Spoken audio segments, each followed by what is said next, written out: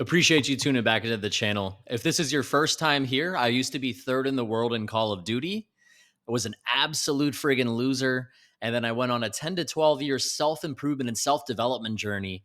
And now I'm a one percenter, and I ultimately want to give back and give my advice and help my subscribers life max and learn how to level up in different areas of life.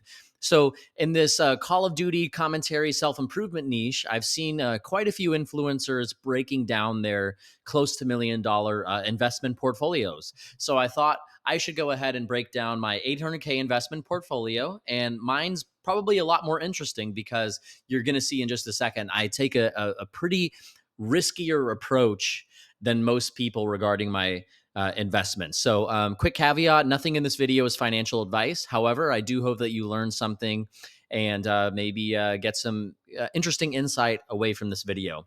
So, but there's two basically sides to my portfolio. Okay, so 490,000 is in Fidelity, which is my safe haven, right?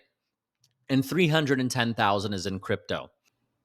Obviously, that's the riskier side of my portfolio. So before I kind of break down my safe investments and my risky investments and what positions I'm in and what my allocations are, I wanted to just talk really quickly about why I decided to have this riskier approach. Now, there's a few reasons. Being a self-aware individual, and I will comment on them now. So first off, I'm single. I don't have any mouths to feed except mine. I don't have many responsibilities. I don't have a house, a mortgage. I have a 10-year-old car that's paid off, and again, don't have a spouse. So, I feel like I could take more risk. I obviously built up a pretty good nest egg at a pretty young age. And my dream also has always been to be extremely uber wealthy at hopefully a young age. So this is, kind of a little bit of a huge risk and a shot take I'm taking. But also, if you guys ever heard or listened to the second channel I ever made on this video, How I Became a Millionaire by 30 Years Old, you'll know that I've lost to date $94,000 in poker. So, guys, being self aware, I will admit that I do have an impulsive kind of gambling gene in me. I really do. And that I have applied that to my investment strategy, I'll be honest. So, guys, we're going to hop into the safe side. So, starting off with the safe investments is Fidelity. So, this is my set it and forget it. Worst case scenario, I know that I'll have this as my nest egg. I know that this, on average, is only going to continue to go up. 7 to 10% per year is the average rate of return. Now, again, this side of my portfolio, I wanted to make as safe as possible. So, I did mutual funds, and I did that track the S&P 500, and I did mutual funds that are technology based, such as FSPTX. Sorry, I stuttered there. So I'm in IVV, VOO, and QQQ. Those kind of track the S&P 500 more so, I would say, including FXAIX.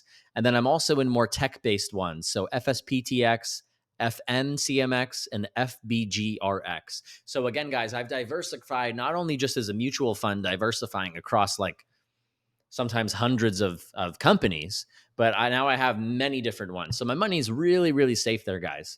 So again, I have $490,000 on my Fidelity side.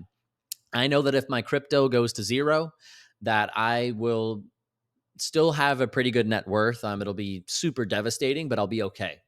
Now we're going to move on to the riskier side of my portfolio. So the crypto. So again, I have $310,000 in crypto. So that makes up an 800K total portfolio. However, I did invest $450,000 into crypto. So I'm currently down $140,000, right? So it's not going as I had planned currently. So I'm in a shit ton of shit coins and cryptocurrencies. I have about 30 of them. I'm spread pretty thin, which was a mistake. But I'm just going to cover like my top 4 to 5 allocations for the sake of this video. And that's where the bulk of my money's at. So obviously I'm in Bitcoin. I have about $20,000 in Bitcoin.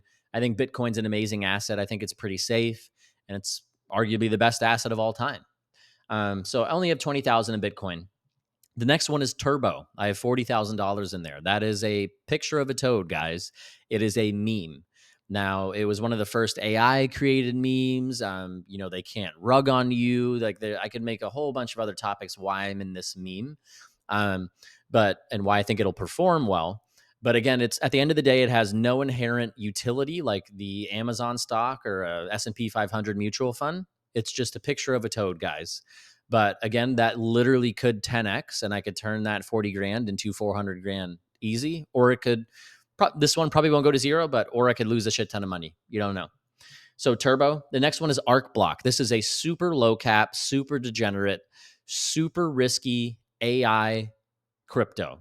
So I'm currently down 60% on my money. I invested $55,000 and I only have 18,000, I believe, remaining in that position. But again, guys, this is so low cap and it has such a small supply that this thing just will skyrocket randomly and it could go up 80% in one day. Okay. So hopefully, again, people think I could 10, 20x my money there, even though I'm down 60%. That would change my life. But I'm not going to lie, it's pretty gambling. And it's basically the worst investment that I have right now. My number one crypto asset is a coin called Caspa. I invested $155,000. I'm currently down 30% ish on my position. I've been holding that about a year and a half now. It's been a rough ride, but ultimately, it's basically the second coming of Bitcoin. I know a lot of people say that, but it's basically, Bitcoin failed as Bitcoin was meant to be peer-to-peer transactions. Even the original white paper of Bitcoin, the title was talking about a new peer-to-peer currency, right? With no government, no inflation, right? Decentralized. But Bitcoin failed because you can't transact with Bitcoin at Starbucks and buy a cup of coffee, right? Because the transactions take 10 to 15 minutes to settle. So Bitcoin became essentially digital gold. It became a store of value, right? That's the use case of Bitcoin. People just set it and forget it. You can't transact with it in real time because it can't process the block speed quick enough. So Caspa was proof of work, right? It's decentralized fully. It was founded by one of the founders of Ethereum as well. So an OG in the space. And it has essentially one of the fastest cryptos ever. And it could transact in real time, and it has way cheaper fees, processing fees, transactions fees than Bitcoin. So it's a better version of Bitcoin. It's the best version of money created, I genuinely believe, but it's, it's going to be a long game in that one, right? It's obviously down 30%. So anyways, I just wanted to talk about why I'm in that one. My last one I'm in is called Aerodrome Finance. It's a decentralized exchange for Base and Coinbase's chain. So, and I have about 20,000-ish in that one. So, guys, ultimately, that was a breakdown of my Fidelity and my crypto, my risky crypto allocations. Like I said, I saw many people in this niche Call of Duty commentary overviewing their portfolios. They do strategies like VOO and chill, right? Really safe strategies. But I had a little bit more of a degen, kind of a fun, spicy video that I can make. And again, guys, I'm either gonna get rich pretty soon from this crypto, or I'm gonna get absolutely wrecked. So we'll see how it plays out. And guys, really hope that you found this video helpful. Hope you found it insightful. And please like, comment, subscribe, and tune in for the next topics that we cover on the channel. Thanks so much. Bye bye.